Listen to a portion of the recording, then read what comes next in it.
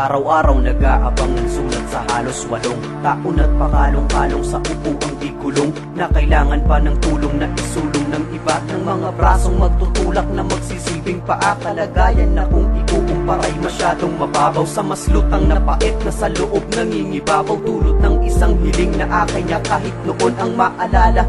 Nahirap tampian ng tugon at pagngiti na tila mailap nang ang maaaninag sa mga labi na walang bukang bibig kundi tumawag ng pangalan, na tila bumubuhay sa konting tapang at natitirang rason upang umasa't maniwalang aambon pa ang sayat, sasaluhin pa ang paak na siyang babalong at kusang ahawi sa mga iyak at panahon na hawak-hawak ng lungkot ang mga oras. Paniniwalang mga yakap mo lang ang magpapakupas ng lahat.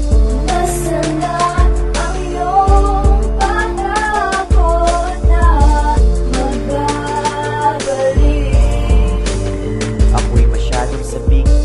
Ito ba ang dapat na Kapalit ng di ko pagsuko, ang papasok sa unti-unting natutunaw mong pangako. Kung maaalala mo lahat mula sa una mong hakbang, unang nagturo sa'yo kung paano ba ang magbilang at ang Ingles ng salitang sino, kailan, saan at paano, at ang tamang pagkakasunod-sunod ng alpabeto na tila naging kahanay ng mga pagtitiis. Huwag ka lang mahihinto kahit mag-ulang ng patis. Bawat araw, bawat buwan at ilang dangkal na taon, mahakbangan mo lang ang kinatatayuan mo ngayon. Nagpursige at nagtyaga, nagkanda kubang magbuhat. Ikaw ang nasa isip sa bawat paghikab at unat. Bawat pagod, bawat hagod, pawis ay pinipiga. Maitaas ka lang handang magtitiis sa ibaba, nang hindi nag-iisip na kahit anong kapalit, kahit gano'ng kapait, titig mo ng papikit.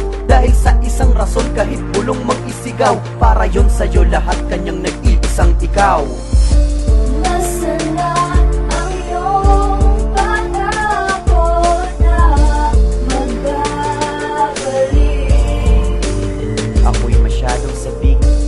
Ito ba ang dapat na Kapalit ng di ko pagsuko, ang papasok sa unti-unting natutunaw mong pangako. Natatagdagan ng taon, nababawasan ng mga araw na nalalabi, ngunit nananatili sa pag-agaw ang pag-asa sa lungkot na mas madalas pang dumalaw sa damdamin na ang sugat taon na rin nilalangaw. At imbis na sa altar ay laging nagtatanong, ano ba ang malaking pagkakamali ko noon, at ang isang araw ay naging isang maraming taon, at ang pangakong babalik parang pakong ibinaon. Ito ba ang sukli ng aking mga pagpapagal at pagtaguyod, ang talikdan ng iyong pagmamahal at pag-alalang nakagapos na lang sa paghihintay, na handa niyang hintayin hanggang paa ay magpantay, at tandang hindi indahin ang paghinga na paupos kahit mahirap. Isisigaw niya kahit nakapos ng pandinig mo ang lumbay at tilim niyang paulit-ulit ang mayakap ka nang hindi ang larawan mo ang gamit.